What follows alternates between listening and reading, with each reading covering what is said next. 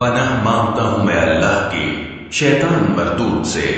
شروع اللہ کے نام سے جو سب پر مہربان ہے، بہت مہربان ہے۔ اب یہ بے وقوف لوگ کہیں گے کہ آخر وہ کیا چیز ہے جس نے ان مسلمانوں کو اس قبلے سے رخ پھیرنے پر آمادہ کر دیا جس کی طرف وہ منہ کرتے چلے آ رہے تھے۔ آپ کہہ دیجئے کہ مشرق اور مغرب سب اللہ ہی کی ہیں، وہ جس کو چاہتا ہے سیدھی راہ کی ہدایت کر دیتا ہے۔ اور مسلمانوں، اسی طرح تو ہم نے تم کو ایک معتدل امت بنایا ہے تاکہ تم دوسرے لوگوں پر گواہ بنو اور رسول تم پر گواہ بنے۔ اور جس قبلے پر تم پہلے کاربند تھے اسے ہم نے کسی اور وجہ سے نہیں بلکہ صرف یہ دیکھنے کے لیے مقرر کیا تھا کہ کون رسول کا حکم مانتا ہے اور کون الٹے پاؤں پھر جاتا ہے۔ اور اس میں شک نہیں کہ یہ بات تھی بڑی مشکل، لیکن ان لوگوں کے لیے ذرا بھی مشکل نہ ہوئی جن کو اللہ نے ہدایت دے دی تھی۔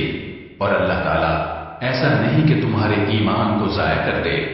در حقیقت اللہ لوگوں پر بہت شفقت کرنے والا بڑا مہربان ہے۔ اے پیغمبر، ہم تمہارے چہرے کو بار بار آسمان کی طرف اٹھتے ہوئے دیکھ رہے ہیں، چنانچہ ہم تمہارا رخ ضرور اس قبلے کی طرف پھیر دیں گے جو تمہیں پسند ہے۔ لو اب اپنا رخ مسجد حرام کی سمت کر لو، اور آئندہ جہاں کہیں تم ہو اپنے چہروں کا رخ نماز پڑھتے ہوئے اسی کی طرف رکھا کرو۔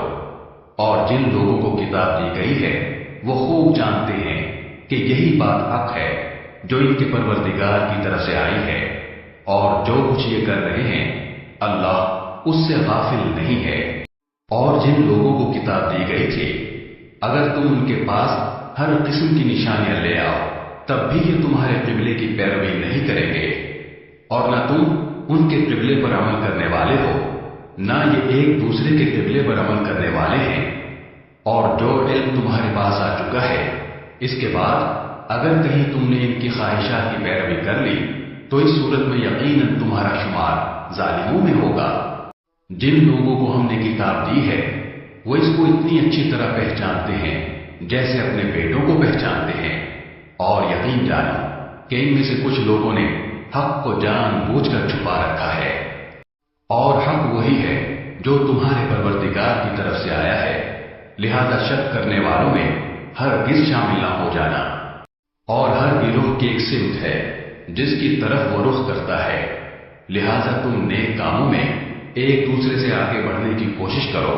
تم جہاں بھی ہوگے اللہ تم سب کو اپنے پاس لے آئے گا، یقیناً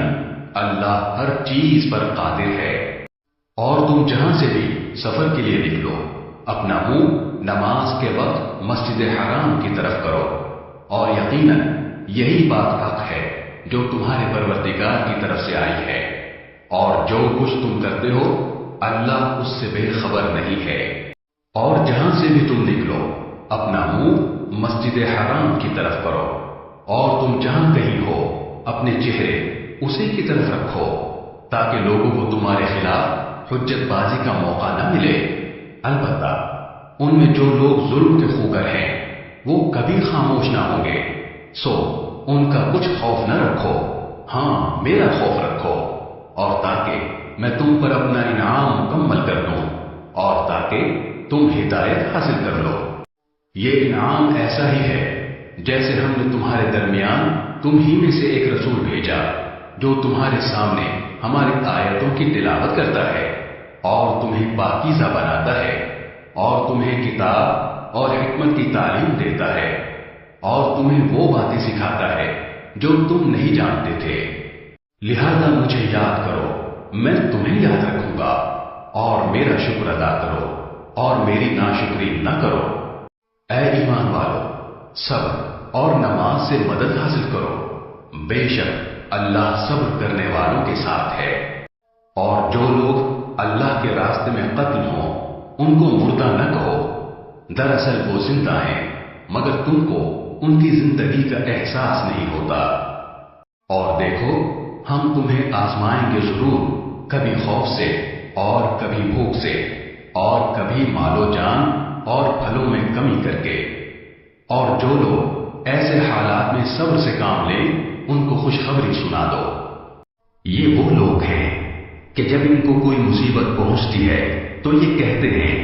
کہ ہم سب اللہ ہی کے ہیں اور ہم کو اللہ ہی کی طرف لوٹ کر جانا ہے۔ یہ وہ لوگ ہیں جن پر ان کے پروردگار کی طرف سے خصوصی عنایتیں ہیں اور رحمت ہے، اور یہی لوگ ہیں جو ہدایت پر ہیں۔ بے شک صفا اور مروہ اللہ کی نشانیوں میں سے ہیں، لہذا جو شخص بھی بیت اللہ کا حج کرے یا عمرہ کرے تو اس کے لیے اس بات میں کوئی گناہ نہیں ہے کہ وہ ان کے درمیان چکر لگائے، اور جو شخص خوشی سے کوئی بھلائی کا کام کرے تو اللہ یقیناً قدردان اور جاننے والا ہے۔ بے شک وہ لوگ جو ہماری نازل کی ہوئی روشن دلیلوں اور ہدایت کو چھپاتے ہیں، باوجود یہ کہ ہم انہیں کتاب میں کھول کھول کر لوگوں کے لیے بیان کر چکے ہیں، تو ایسے لوگوں پر اللہ بھی لعنت بھیجتا ہے اور دوسرے لعنت کرنے والے بھی لعنت بھیجتے ہیں۔ ہاں وہ لوگ جنہوں نے توبہ کر لی ہو اور اپنی اصلاح کر لی ہو اور چھپائی ہوئی باتوں کو کھول کھول کر بیان کر دیا ہو تو میں ایسے لوگوں کی توبہ قبول کر لیتا ہوں، اور میں توبہ قبول کرنے کا خوگر ہوں، بڑا رحمت والا۔ بے شک وہ لوگ جنہوں نے کفر اختیار کیا اور کافر ہونے کی حالت ہی میں مرے، ان پر اللہ کی اور فرشتوں کی اور سارے انسانوں کی لعنت ہے۔ وہ ہمیشہ اسی پھٹکار میں رہیں گے، نہ ان پر سے عذاب کو ہلکا کیا جائے گا اور نہ ان کو مہلت دی جائے گی۔ تمہارا خدا ایک ہی خدا ہے، اس کے سوا کوئی خدا نہیں، جو سب پر مہربان بہت مہربان ہے۔ بے شک آسمانوں اور زمین کی تخلیق میں،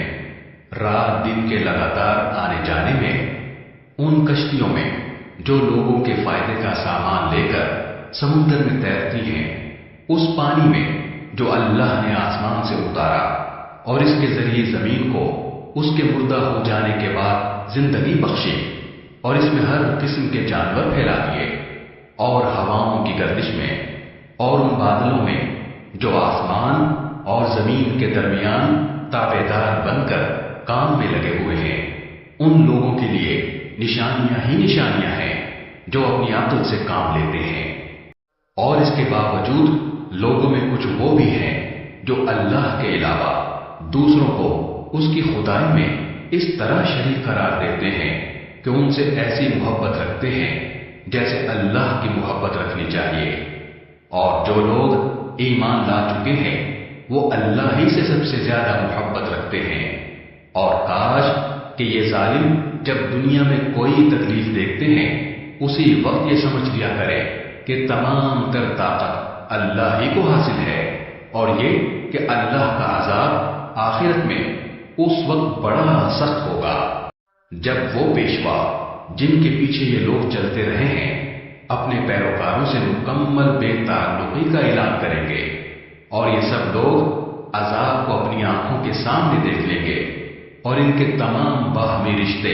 کٹ کر رہ جائیں گے۔ اور جنہوں نے ان پیشواؤں کی پیروی کی تھی وہ کہیں گے کہ کاش ہمیں ایک مرتبہ پھر دنیا میں لوٹنے کا موقع دے دیا جائے تو ہم بھی ان پیشواؤں سے اسی طرح بے تعلقی کا اعلان کریں جیسے انہوں نے ہم سے بے تعلقی کا اعلان کیا ہے۔ اس طرح اللہ انہیں دکھا دے گا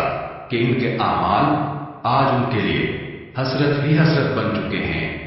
اور اب وہ کسی صورت دوزخ سے نکلنے والے نہیں ہیں۔ اے لوگو، زمین میں جو حلال پاکیزہ چیزیں ہیں وہ کھاؤ، اور شیطان کے نقش قدم پر نہ چلو، یقین جانو کہ وہ تمہارے لیے ایک کھلا دشمن ہے۔ وہ تو تم کو یہی حکم دے گا کہ تم بدی اور بے حیائی کے کام کرو، اور اللہ کے ذمے وہ باتیں لگاؤ جن کا تمہیں علم نہیں ہے۔ اور جب ان کافروں سے کہا جاتا ہے کہ اس کلام کی پیروی کرو جو اللہ نے اتارا ہے تو وہ کہتے ہیں کہ نہیں، ہم تو ان باتوں کی پیروی کریں گے جن پر ہم نے اپنے باپ دادوں کو پایا ہے۔ بھلا کیا اس صورت میں بھی ان کو یہی چاہیے جب ان کے باپ دادے دین کی ذرا بھی سمجھ نہ رکھتے ہوں اور انہوں نے کوئی آسمانی ہدایت بھی حاصل نہ کی ہو؟ اور جن لوگوں نے کفر کو اپنا لیا ہے ان کو حق کی دعوت دینے کی مثال کچھ ایسی ہے جیسے کوئی شخص ان جانوروں کو زور زور سے بلائے جو ہانک پکار کے سوا کچھ نہیں سنتے۔ یہ بہرے، گونگے، اندھے ہیں، لہذا کچھ نہیں سمجھتے۔ اے ایمان والو، جو پاکیزہ چیزیں ہم نے تمہیں رزق کے طور پر عطا کی ہیں ان میں سے جو چاہو کھاؤ اور اللہ کا شکر ادا کرو اگر واقعی تم صرف اسی کی بندگی کرتے ہو۔ اس نے تو تمہارے لیے بس مردار جانور، خون اور سور حرام کیا ہے، نیز وہ جانور جس پر اللہ کے سوا کسی اور کا نام پکارا گیا ہو۔ ہاں، اگر کوئی شخص انتہائی مجبوری کی حالت میں ہو اور ان چیزوں میں سے کچھ کھا لے جبکہ اس کا مقصد نہ لذت حاصل کرنا ہو اور نہ وہ ضرورت کی حد سے آگے بڑھے تو اس پر کوئی گناہ نہیں۔ یقیناً اللہ بہت بخشنے والا بڑا مہربان ہے۔ حقیقت یہ ہے کہ جو لوگ اللہ کی نازل کی ہوئی کتاب کو چھپاتے ہیں اور اس کے بدلے تھوڑی سی قیمت وصول کر لیتے ہیں وہ اپنے پیٹ میں آگ کے سوا کچھ نہیں بھر رہے۔ قیامت کے دن اللہ ان سے کلام بھی نہیں کرے گا اور نہ ان کو پاک کرے گا اور ان کے لیے دردناک عذاب ہے۔ یہ وہ لوگ ہیں جنہوں نے ہدایت کے بدلے گمراہی اور مغفرت کے بدلے عذاب کی خریداری کر لی ہے۔ چنانچہ اندازہ کرو کہ یہ دوزخ کی آگ سہنے کے لیے کتنے تیار ہیں۔ یہ سب کچھ اس لیے ہوگا کہ اللہ نے حق پر مشتمل کتاب اتاری ہے اور جن لوگوں نے ایسی کتاب کے بارے میں مخالفت کا رویہ اختیار کیا ہے وہ زندہ زندگی میں بہت دور نکل گئے ہیں۔ نیکی بس یہی تو نہیں ہے کہ اپنے چہرے مشرق یا مغرب کی طرف کر لو، بلکہ نیکی یہ ہے کہ لوگ اللہ پر، آخرت کے دن پر، فرشتوں پر اور اللہ کی کتابوں اور اس کے نبیوں پر ایمان لائے اور اللہ کی محبت میں اپنا مال رشتہ داروں، یتیموں، مسکینوں، مسافروں اور سائلوں کو دے اور غلاموں کو آزاد کرانے میں خرچ کریں اور نماز قائم کریں اور زکوٰۃ ادا کریں اور جب کوئی عہد کر لیں تو اپنے عہد کو پورا کرنے کے عادی ہوں اور تنگی اور تکلیف میں نیز جنگ کے وقت صبر و استقلال کے خوگر ہوں۔ ایسے لوگ ہیں جو سچے کہلانے کے مستحق ہیں اور یہی لوگ ہیں جو متقی ہیں۔ اے ایمان والو، جو لوگ جان بوجھ کر ناحق قتل کر دیے جائیں ان کے بارے میں تم پر قصاص کا حکم فرض کر دیا گیا ہے۔ آزاد کے بدلے آزاد، غلام کے بدلے غلام اور عورت کے بدلے عورت ہی کو قتل کیا جائے۔ پھر اگر قاتل کو اس کے بھائی یعنی مقتول کے وارث کی طرف سے کچھ معافی دے دی جائے تو معروف طریقے کے مطابق خون بہا کا مطالبہ کرنا وارث کا حق ہے اور اسے خوش اسلوبی سے ادا کرنا قاتل کا فرض ہے۔ یہ تمہارے پروردگار کی طرف سے ایک آسانی پیدا کی گئی ہے اور ایک رحمت ہے۔ اس کے بعد بھی کوئی زیادتی کرے تو وہ دردناک عذاب کو مستحق ہے۔ اور اے عقل رکھنے والو، تمہارے لیے قصاص میں زندگی کا سامان ہے۔ امید ہے کہ تم اس کی خلاف ورزی سے بچو گے۔ تم پر فرض کیا گیا ہے کہ اگر تم میں سے کوئی اپنے پیچھے مال چھوڑ کر جانے والا ہو تو جب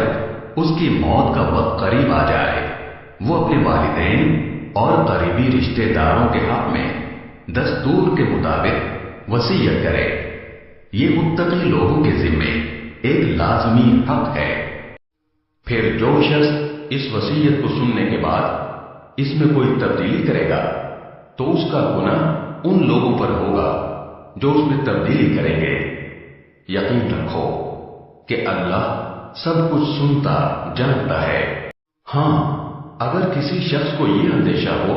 کہ کوئی وصیت کرنے والا بے جا طرفداری یا گناہ کا ارتکاب کر رہا ہے اور وہ متعلقہ آدمیوں کے درمیان صلح کرا دے تو اس پر کوئی گناہ نہیں۔ بے شک اللہ تعالی بہت بخشنے والا بڑا مہربان ہے۔ اے ایمان والو، تم پر روزے فرض کر دیے گئے ہیں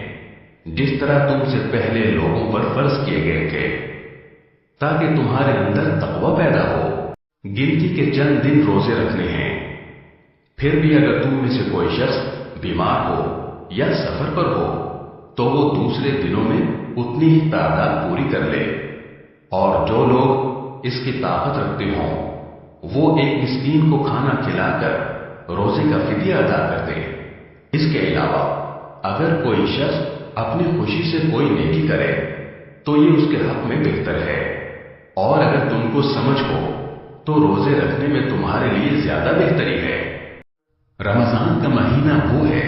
جس میں قرآن نازل کیا گیا، جو لوگوں کے لیے سراپا ہدایت اور ایسے روشن نشانیوں کا حامل ہے جو صحیح راستہ دکھاتی اور حق و باطل کے درمیان دو ٹوک فیصلہ کر دیتی ہیں۔ لہذا تم میں سے جو شخص بھی یہ مہینہ پائے وہ اس میں ضرور روزہ رکھے، اور اگر کوئی شخص بیمار ہو یا سفر پر ہو تو وہ دوسرے دنوں میں اتنی ہی تعداد پوری کر لے۔ اللہ تمہارے ساتھ آسانی کا معاملہ کرنا چاہتا ہے اور تمہارے لیے مشکل پیدا کرنا نہیں چاہتا، تاکہ تم روزوں کی گنتی پوری کر لو، اور اللہ نے تمہیں جو راہ دکھائی اس پر اللہ کی تکبیر کہو، اور تاکہ تم شکر گزار بنو۔ اور اے پیغمبر، جب میرے بندے آپ سے میرے بارے میں پوچھیں تو آپ ان سے کہہ دیجئے کہ میں اتنا قریب ہوں کہ جب کوئی مجھے پکارتا ہے تو میں پکارنے والے کی پکار سنتا ہوں، لہذا وہ بھی میری بات دل سے قبول کریں اور مجھ پر ایمان لائیں تاکہ وہ راہ راست پر آ جائیں۔ تمہارے لیے حلال کر دیا گیا ہے کہ روزوں کی رات میں تم اپنی بیویوں سے بے تکلف صحبت کرو، وہ تمہارے لیے لباس ہیں اور تم ان کے لیے لباس ہو۔ اللہ کو علم تھا کہ تم اپنے آپ سے خیانت کر رہے تھے، پھر اس نے تم پر عنایت کی اور تمہاری غلطی معاف فرما دی، چنانچہ اب تم ان سے صحبت کر لیا کرو، اور جو کچھ اللہ نے تمہارے لیے لکھ رکھا ہے اسے طلب کرو، اور اس وقت تک کھاؤ پیو جب تک صبح کی سفید دھاری سیاہ دھاری سے ممتاز ہو کر تم پر واضح نہ ہو جائے۔ اس کے بعد رات آنے تک روزے پورے کرو، اور ان اپنی بیویوں سے اس حالت میں مباشرت نہ کرو جب تم مسجدوں میں اعتکاف میں بیٹھے ہو۔ یہ اللہ کی مقرر کی ہوئی حدود ہیں، لہذا ان کی خلاف ورزی کے قریب بھی مت جانا۔ اسی طرح اللہ اپنی نشانیاں لوگوں کے سامنے کھول کھول کر بیان کرتا ہے تاکہ وہ تقوی اختیار کریں، اور آپس میں ایک دوسرے کا مال ناحق طریقوں سے نہ کھاؤ، اور نہ ان کا مقدمہ حاکموں کے پاس اس غرض سے لے جاؤ کہ لوگوں کے مال کا کوئی حصہ جانتے بوجھتے ہڑپ کرنے کا گناہ کرو۔ لوگ آپ سے نئے مہینوں کے چاند کے بارے میں پوچھتے ہیں، آپ انہیں بتا دیجئے کہ یہ لوگوں کے مختلف معاملات کے اور حج کے اوقات متعین کرنے کے لیے ہیں، اور یہ کوئی نیکی نہیں ہے کہ تم گھروں میں ان کی پشت کی طرف سے داخل ہو، بلکہ نیکی یہ ہے کہ انسان تقوی اختیار کرے، اور تم گھروں میں ان کے دروازوں سے داخل ہوا کرو، اور اللہ سے ڈرتے رہو تاکہ تمہیں فلاح حاصل ہو۔ اور ان لوگوں سے اللہ کے راستے میں جنگ کرو جو تم سے جنگ کرتے ہیں، اور زیادتی نہ کرو، یقین جانو کہ اللہ زیادتی کرنے والوں کو پسند نہیں کرتا۔ اور تم ان لوگوں کو جہاں پاؤ قتل کرو، اور انہیں اس جگہ سے نکال باہر کرو جہاں سے انہوں نے تمہیں نکالا تھا، اور فتنہ قتل سے زیادہ سنگین برائی ہے۔ اور تم ان سے مسجد حرام کے پاس اس وقت تک لڑائی نہ کرو جب تک وہ خود اس میں تم سے لڑائی شروع نہ کریں۔ ہاں، اگر وہ تم سے اس میں لڑائی شروع کر دیں تو تم ان کو قتل کر سکتے ہو، ایسے کافروں کی سزا یہی ہے۔ پھر اگر وہ باز آ جائیں تو بے شک اللہ بہت بخشنے والا بڑا مہربان ہے۔ اور تم ان سے لڑتے رہو یہاں تک کہ فتنہ باقی نہ رہے اور دین اللہ کا ہو جائے۔ پھر اگر وہ باز آ جائیں تو سمجھ لو کہ تشدد سوائے ظالموں کے کسی پر نہیں ہونا چاہیے۔ حرمت والے مہینے کا بدلہ حرمت والا مہینہ ہے، اور حرمتوں پر بھی بدلے کے احکام جاری ہوتے ہیں۔ چنانچہ اگر کوئی شخص تم پر کوئی زیادتی کرے تو تم بھی ویسی ہی زیادتی اس پر کرو جیسی زیادتی اس نے تم پر کی ہو، اور اللہ سے ڈرتے رہو، اور اچھی طرح سمجھ لو کہ اللہ انہی کا ساتھی ہے جو اس کا خوف دل میں رکھتے ہیں۔ اور اللہ کے راستے میں مال خرچ کرو، اور اپنے آپ کو خود اپنے ہاتھوں ہلاکت میں نہ ڈالو، اور نیکی اختیار کرو، بے شک اللہ نیکی کرنے والوں سے محبت کرتا ہے۔ اور حج اور عمرہ اللہ کے لیے پورا پورا ادا کرو۔ ہاں، اگر تمہیں روک دیا جائے تو جو قربانی میسر ہو اللہ کے حضور پیش کر دو، اور اپنے سر اس وقت تک نہ منڈاؤ جب تک قربانی اپنی جگہ نہ پہنچ جائے۔ ہاں، اگر تم میں سے کوئی شخص بیمار ہو یا اس کے سر میں کوئی تکلیف ہو تو روزوں یا صدقے یا قربانی کا فدیہ دے۔ پھر جب تم امن حاصل کر لو تو جو شخص حج کے ساتھ عمرے کا فائدہ بھی اٹھائے وہ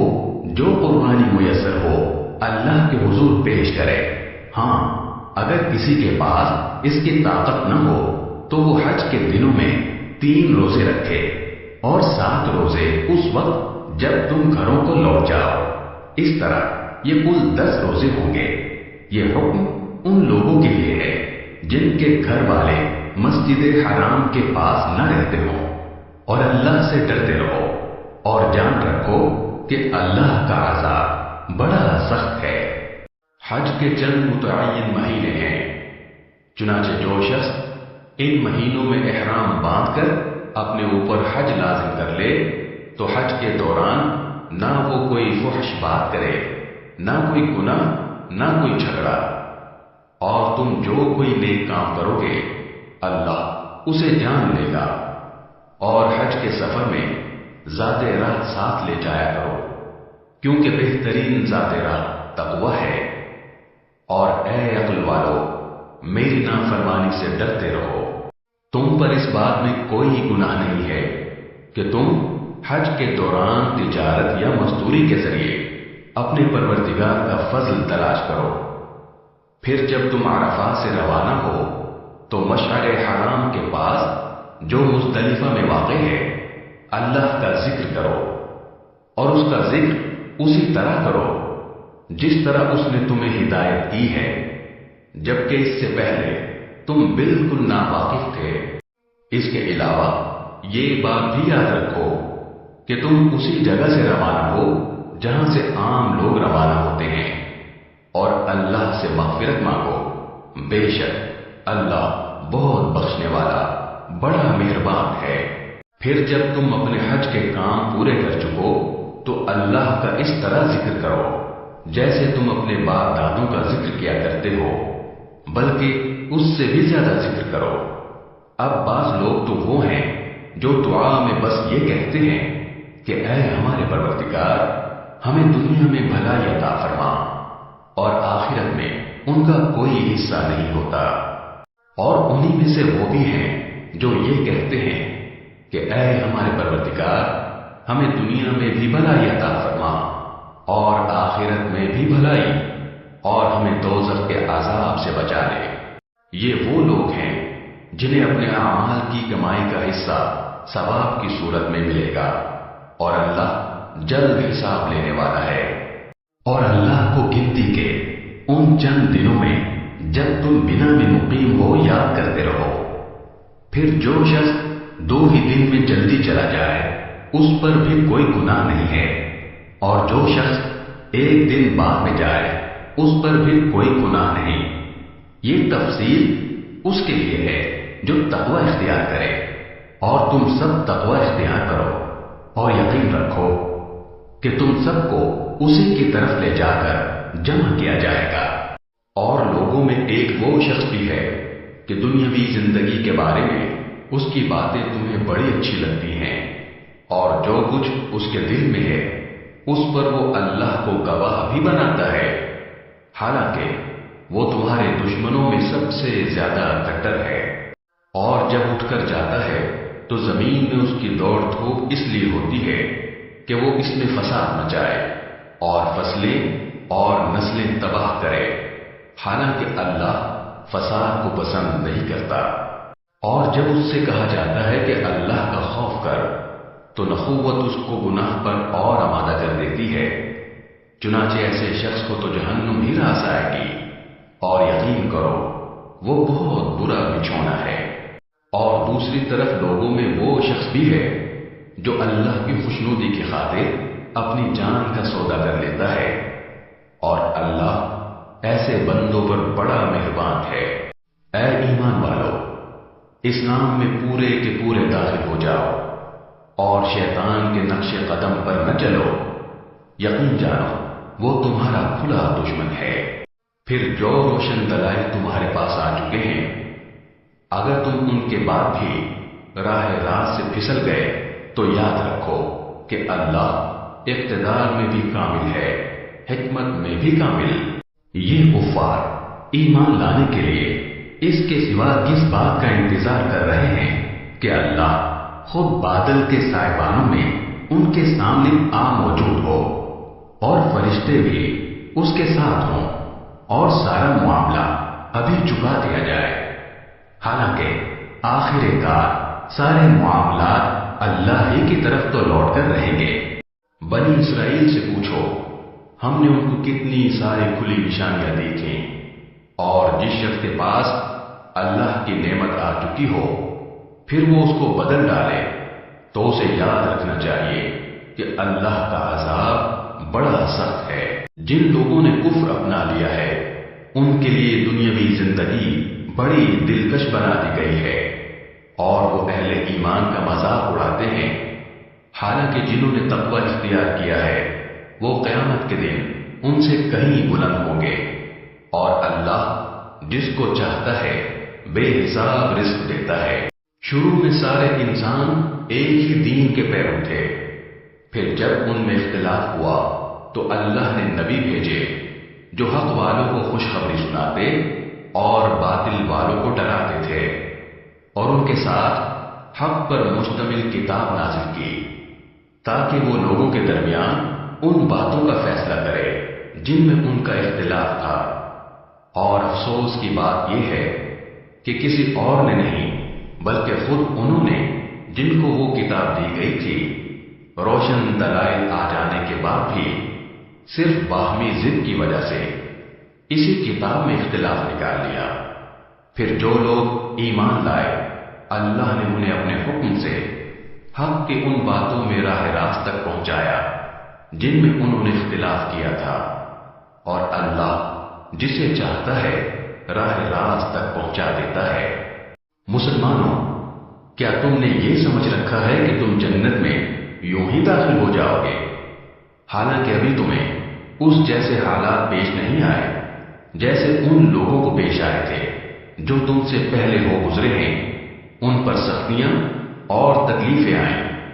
اور انہیں ہلا ڈالا گیا، یہاں تک کہ رسول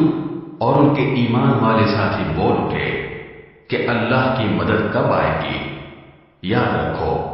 اللہ کی مدد نزدیک ہے۔ لوگ آپ سے پوچھتے ہیں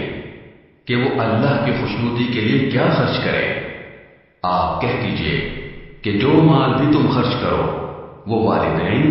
قریبی رشتہ داروں، یتیموں، مسکینوں اور مسافروں کے لیے ہونا چاہیے، اور تم بھلائی کا جو کام بھی کرو اللہ اس سے پوری طرح باخبر ہے۔ تم پر دشمنوں سے جنگ کرنا فرض کیا گیا ہے اور وہ تم پر گراں ہے، اور یہ عین ممکن ہے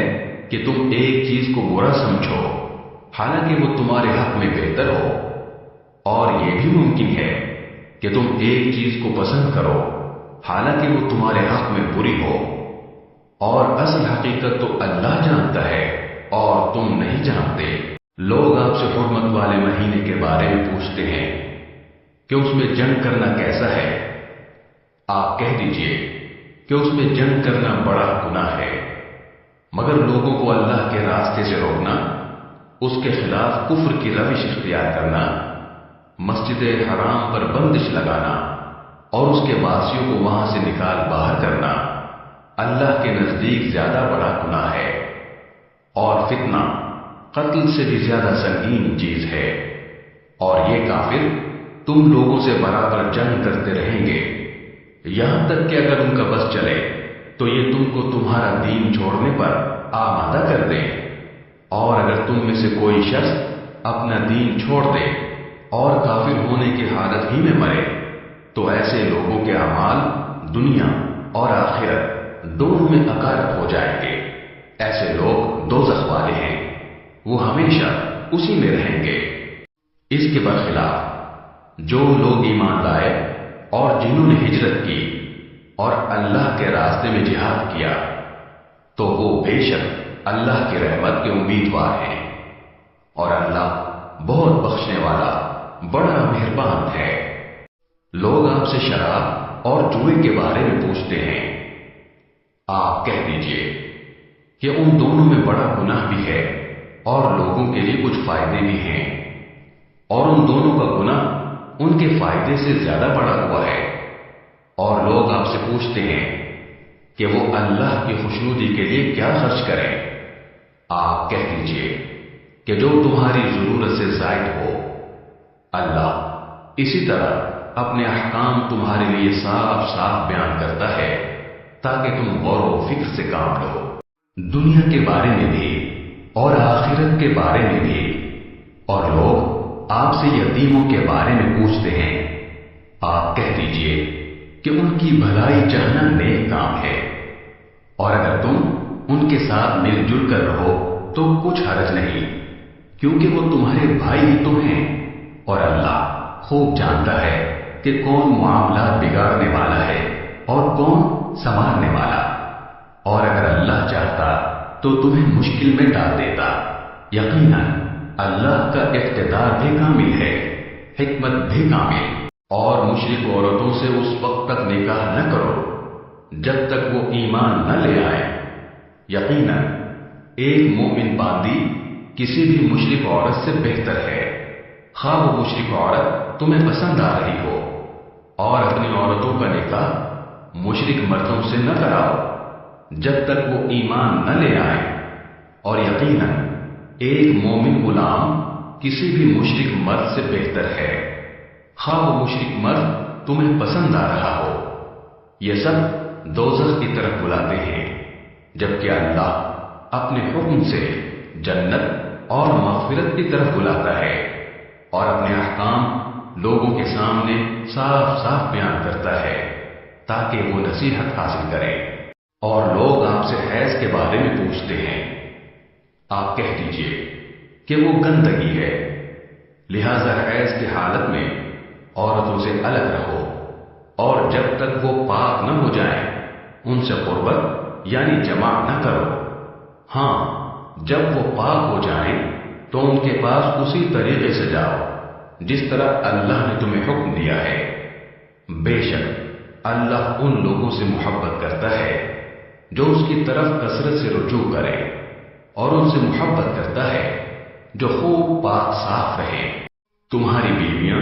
تمہارے لیے کھیتیاں ہیں، لہذا اپنی کھیتی میں جہاں سے چاہو جاؤ، اور اپنے لیے اچھے عمل آگے بھیجو، اور اللہ سے ڈرتے رہو، اور یقین رکھو کہ تم اس سے جا کر ملنے والے ہو، اور مومنوں کو خوشخبری سنا دو۔ اور اللہ کے نام کو اپنی قسموں میں اس غرض سے استعمال نہ کرو کہ اس کے ذریعے نیکی اور تقوی کے کاموں اور لوگوں کے درمیان صلح صفائی کرانے سے بچ سکو، اور اللہ سب کچھ سنتا جانتا ہے۔ اللہ تمہاری لغو قسموں پر تمہاری گرفت نہیں کرے گا، البتہ جو قسمیں تم نے اپنے دلوں کے ارادے سے کھائی ہوں گی ان پر گرفت کرے گا، اور اللہ بہت بخشنے والا بڑا بردبار ہے۔ جو لوگ اپنی بیویوں سے ایلا کرتے ہیں یعنی ان کے پاس نہ جانے کی قسم کھا لیتے ہیں، ان کے لیے 4 مہینے کی مہلت ہے، چنانچہ اگر وہ قسم توڑ کر رجوع کر لیں تو بے شک اللہ بہت بخشنے والا بڑا مہربان ہے۔ تو بھی اللہ سننے جاننے والا ہے۔ اور جن عورتوں کو طلاق دے دی گئی ہو وہ 3 مرتبہ حیض آنے تک اپنے آپ کو انتظار میں رکھیں، اور اگر وہ اللہ پر اور آخرت کے دن پر ایمان رکھتی ہوں تو ان کے لیے حلال نہیں ہے کہ اللہ نے ان کے رحم میں جو کچھ یعنی حمل یا حیض پیدا کیا ہے اسے چھپائیں، اور اس مدت میں اگر ان کے شوہر حالات بہتر بنانا چاہیں تو ان کو حق ہے کہ وہ ان عورتوں کو اپنی زوجیت میں واپس لے لیں، اور ان عورتوں کو معروف طریقے کے مطابق ویسے ہی حقوق حاصل ہیں جیسے مردوں کو ان پر حاصل ہیں۔ ہاں، مردوں کو ان پر ایک درجہ فوقیت ہے، اور اللہ غالب اور حکمت والا ہے۔ طلاق زیادہ سے زیادہ 2 بار ہونی چاہیے۔ اس کے بعد شوہر کے لیے 2 ہی راستے ہیں، یا تو قاعدے کے مطابق بیوی کو روک رکھے یعنی طلاق سے رجوع کر لے، یا خوش اسلوبی سے چھوڑ دے یعنی رجوع کے بغیر عدت گزر جانے دے۔ اور اے شوہرو، تمہارے لیے حلال نہیں ہے کہ تم نے ان بیویوں کو جو کچھ دیا ہو وہ طلاق کے بدلے ان سے واپس لو، الا یہ کہ دونوں کو اس بات کا اندیشہ ہو کہ وہ نکاح باقی رہنے کی صورت میں اللہ کی مقرر کی ہوئی حدود کو قائم نہیں رکھ سکیں گے۔ چنانچہ اگر تمہیں اس بات کا اندیشہ ہو کہ وہ دونوں اللہ کی حدود کو قائم نہ رکھ سکیں گے تو ان دونوں کے لیے اس میں کوئی گناہ نہیں ہے کہ عورت مالی معاوضہ دے کر علیحدگی حاصل کر لے۔ یہ اللہ کی مقرر کی ہوئی حدود ہیں، لہذا ان سے تجاوز نہ کرو، اور جو لوگ اللہ کی حدود سے تجاوز کرتے ہیں وہ بڑے ظالم لوگ ہیں۔ پھر اگر شوہر تیسری طلاق دے دے تو وہ مطلقہ عورت اس کے لیے اس وقت تک حلال نہیں ہوگی جب تک وہ کسی اور شوہر سے نکاح نہ کرے۔ ہاں، اگر وہ دوسرا شوہر بھی اسے طلاق دے دے تو ان دونوں پر کوئی گناہ نہیں کہ وہ ایک دوسرے کے پاس نیا نکاح کر کے دوبارہ واپس آ جائے، بشرطے کہ انہیں یہ غالب گمان ہو کہ اب وہ اللہ کی حدود قائم رکھیں گے، اور یہ سب اللہ کی حدود ہیں جو وہ ان لوگوں کے لیے واضح کر رہا ہے جو سمجھ رکھتے ہوں۔ اور جب تم نے عورتوں کو طلاق دے دی ہو اور وہ اپنی عدت کے قریب پہنچ جائیں تو یا تو ان کو بھلائی کے ساتھ اپنی زوجیت میں روک رکھو یا انہیں بھلائی کے ساتھ چھوڑ دو، اور انہیں ستانے کی خاطر اس لیے روک کر نہ رکھو کہ ان پر ظلم کر سکو، اور جو شخص ایسا کرے گا وہ خود اپنی جان پر ظلم کرے گا۔ اور اللہ کی آیتوں کو مذاق مت بناؤ، اور اللہ نے تم پر جو انعام فرمایا ہے اسے اور تم پر جو کتاب اور حکمت کی باتیں تمہیں نصیحت کرنے کے لیے نازل کی ہیں انہیں یاد رکھو، اور اللہ سے ڈرتے رہو، اور جان رکھو کہ اللہ ہر چیز کو خوب جانتا ہے۔ اور جب تم نے عورتوں کو طلاق دے دی ہو اور وہ اپنی عدت کو پہنچ جائیں تو اے میکے والو، انہیں اس بات سے منع نہ کرو کہ وہ اپنے پہلے شوہروں سے دوبارہ نکاح کریں، بشرطے کہ وہ بھلائی کے ساتھ ایک دوسرے سے راضی ہو گئے ہوں۔ ان باتوں کی نصیحت تم میں سے ان لوگوں کو کی جا رہی ہے جو اللہ اور یوم آخرت پر ایمان رکھتے ہوں، یہی تمہارے لیے زیادہ ستھرا اور پاکیزہ طریقہ ہے۔ اللہ جانتا ہے اور تم نہیں جانتے۔ اور مائیں اپنے بچوں کو پورے 2 سال تک دودھ پلائیں، یہ مدت ان کے لیے ہے جو دودھ پلانے کی مدت پوری کرنا چاہیں، اور جس باپ کا وہ بچہ ہے اس پر واجب ہے کہ وہ معروف طریقے پر ان ماؤں کے کھانے اور لباس کا خرچ اٹھائے۔ ہاں، کسی شخص کو اس کی وسعت سے زیادہ تکلیف نہیں دی جاتی، نہ تو ماں کو اپنے بچے کی وجہ سے ستایا جائے اور نہ باپ کو اپنے بچے کی وجہ سے، اور اسی طرح کی ذمہ داری وارث پر بھی ہے۔ پھر اگر وہ دونوں یعنی والدین آپس کی رضامندی اور باہمی مشورے سے 2 سال گزرنے سے پہلے ہی دودھ چھوڑانا چاہیں تو اس میں بھی ان پر کوئی گناہ نہیں ہے۔ اور اگر تم یہ چاہو کہ اپنے بچوں کو کسی انا سے دودھ پلواؤ تو بھی تم پر کوئی گناہ نہیں، جبکہ تم نے جو اجرت ٹھہرائی تھی وہ دودھ پلانے والی انا کو بھلے طریقے سے دے دو، اور اللہ سے ڈرتے رہو، اور جان رکھو کہ اللہ تمہارے سارے کاموں کو اچھی طرح دیکھ رہا ہے۔ اور تم میں سے جو لوگ وفات پا جائیں اور بیویاں چھوڑ کر جائیں تو وہ بیویاں اپنے آپ کو 4 مہینے اور 10 دن انتظار میں رکھیں گی۔ پھر جب وہ اپنی عدت کی میعاد کو پہنچ جائیں تو وہ اپنے بارے میں جو کارروائی مثلا دوسرا نکاح قاعدے کے مطابق کرے تو تم پر کچھ گناہ نہیں، اور جو کچھ تم کرتے ہو اللہ اس سے پوری طرح باخبر ہے۔ اور عدت کے دوران اگر تم ان عورتوں کو اشارے کنائے میں نکاح کا پیغام دو یا ان سے نکاح کا ارادہ دل میں چھپائے رکھو تو تم پر کوئی گناہ نہیں ہے۔ اللہ جانتا ہے کہ تم ان سے نکاح کا خیال تو دل میں لاؤ گے، لیکن ان سے نکاح کا 2 طرفہ وعدہ مت کرنا، الا یہ کہ مناسب طریقے سے کوئی بات کہہ دو، اور نکاح کا عقد پکا کرنے کا اس وقت تک ارادہ بھی مت کرنا جب تک عدت کی مقررہ مدت اپنی میعاد کو نہ پہنچ جائے۔ اور یاد رکھو کہ جو کچھ تمہارے دلوں میں ہے اللہ اسے خوب جانتا ہے، لہذا اس سے ڈرتے رہو، اور یاد رکھو کہ اللہ بہت بخشنے والا بڑا بردبار ہے۔ تم پر اس میں بھی کوئی گناہ نہیں ہے کہ تم عورتوں کو ایسے وقت طلاق دو جبکہ ابھی تم نے ان کو چھوا بھی نہ ہو اور نہ ان کے لیے کوئی مہر مقرر کیا ہو، اور ایسی صورت میں ان کو کوئی تحفہ دو۔ خوشحال شخص اپنی حیثیت کے مطابق اور غریب آدمی اپنی حیثیت کے مطابق بھلے طریقے سے یہ تحفہ دے، یہ نیک آدمیوں پر ایک لازمی حق ہے۔ اور اگر تم نے انہیں چھونے سے پہلے ہی اس حالت میں طلاق دی ہو جبکہ ان کے لیے نکاح کے وقت کوئی مہر مقرر کر لیا تھا تو جتنا مہر تم نے مقرر کیا تھا اس کا آدھا دینا واجب ہے، الا یہ کہ وہ عورتیں رعایت کر دیں اور آدھے مہر کا بھی مطالبہ نہ کریں، یا وہ شوہر جس کے ہاتھ میں نکاح کی گرہ ہے رعایت کرے اور پورا مہر دے دے۔ اور اگر تم رعایت کرو تو یہ تقوی کے زیادہ قریب ہے۔ اور آپس میں فراخ دلی کا برتاؤ کرنا مت بھولو، جو عمل بھی تم کرتے ہو اللہ یقیناً اسے دیکھ رہا ہے۔ تمام نمازوں کا پورا پورا خیال رکھو، اور خاص طور پر بیچ کی نماز کا، اور اللہ کے سامنے باادب فرما بردار بن کر کھڑے ہوا کرو۔ اور اگر تمہیں دشمن کا خوف لاحق ہو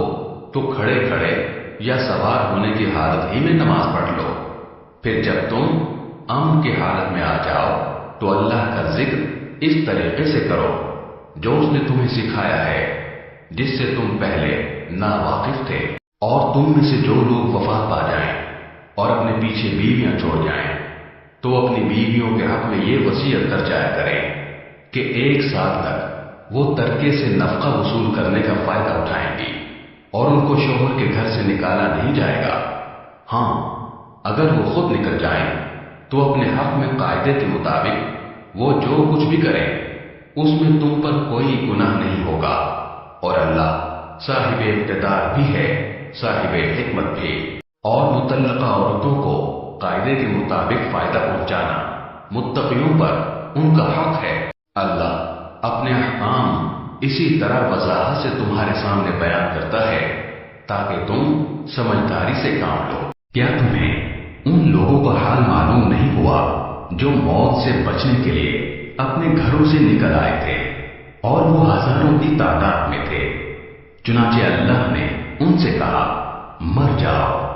پھر انہیں زندہ کیا۔ حقیقت یہ ہے کہ اللہ لوگوں پر بہت فضل فرمانے والا ہے، لیکن اکثر لوگ شکر ادا نہیں کرتے۔ اور اللہ کے راستے میں جنگ کرو، اور یقین رکھو کہ اللہ خوب سننے والا خوب جاننے والا ہے۔ کون ہے جو اللہ کو اچھے طریقے پر قرض دے تاکہ وہ اسے اس کے مفاد میں اتنا بڑھائے چڑھائے کہ وہ بدرجہ زیادہ ہو جائے؟ اور اللہ ہی تنگی پیدا کرتا ہے اور وہی وسعت دیتا ہے، اور اسی کی طرف تم سب کو لوٹایا جائے گا۔ کیا تمہیں موسیٰ کے بعد بنی اسرائیل کے گروہ کے اس واقعے کا علم نہیں ہوا جب انہوں نے اپنے ایک نبی سے کہا تھا کہ ہمارا ایک بادشاہ مقرر کر دیجئے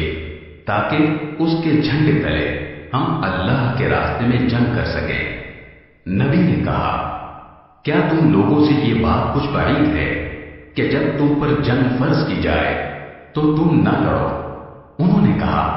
بھلا ہمیں کیا ہو جائے گا جو ہم اللہ کے راستے میں جنگ نہ کریں گے، حالانکہ ہمیں اپنے گھروں اور اپنے بچوں کے پاس سے نکال باہر کیا گیا ہے۔ پھر ہوا یہی کہ جب ان پر جنگ فرض کی گئی تو ان میں سے تھوڑے لوگوں کو چھوڑ کر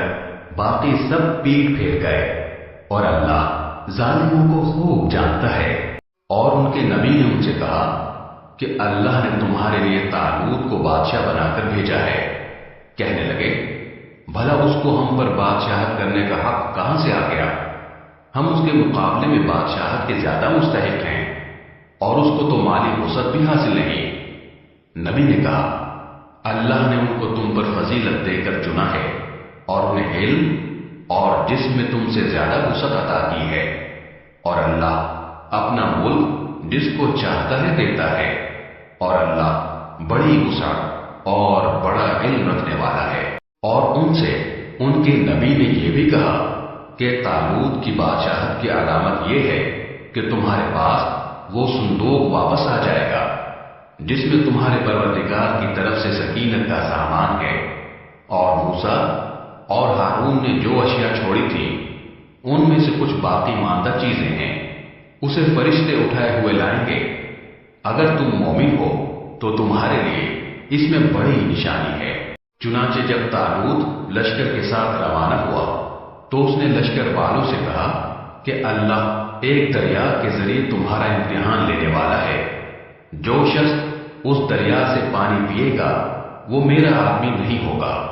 اور جو اسے نہیں چکھے گا وہ میرا آدمی ہوگا، الا یہ کہ کوئی اپنے ہاتھ سے ایک چلو بھر لے تو کچھ حرج نہیں۔ پھر ہوا یہ کہ ان میں سے تھوڑے آدمیوں کے سوا باقی سب نے اس دریا سے خوب پانی پیا۔ چنانچہ جب وہ یعنی طالوت اور اس کے ساتھ ایمان رکھنے والے دریا کے پار اترے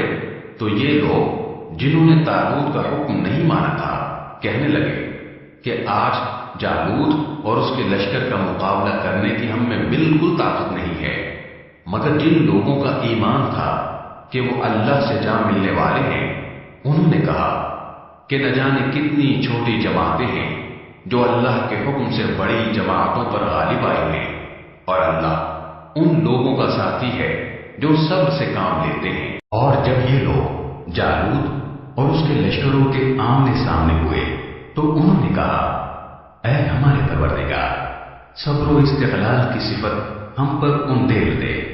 ہمیں ثابت قدمی بخش دے، اور ہمیں اس کافر قوم کے مقابلے میں فتح و نصرت عطا فرما دے۔ چنانچہ انہوں نے اللہ کے حکم سے ان جالوت کے ساتھیوں کو شکست دی، اور داؤد نے جالوت کو قتل کیا، اور اللہ نے اس کو سلطنت اور دانائی عطا کی، اور جو علم چاہا اس کو عطا فرمایا۔ اگر اللہ لوگوں کا ایک دوسرے کے ذریعے دفاع نہ کرے تو زمین میں فساد پھیل جائے، لیکن اللہ تمام جہانوں پر بڑا فضل فرمانے والا ہے۔ یہ اللہ کی آیات ہیں جو ہم آپ کے سامنے ٹھیک ٹھیک پڑھ کر سناتے ہیں، اور آپ بے شک ان پیغمبروں میں سے ہیں جو رسول بنا کر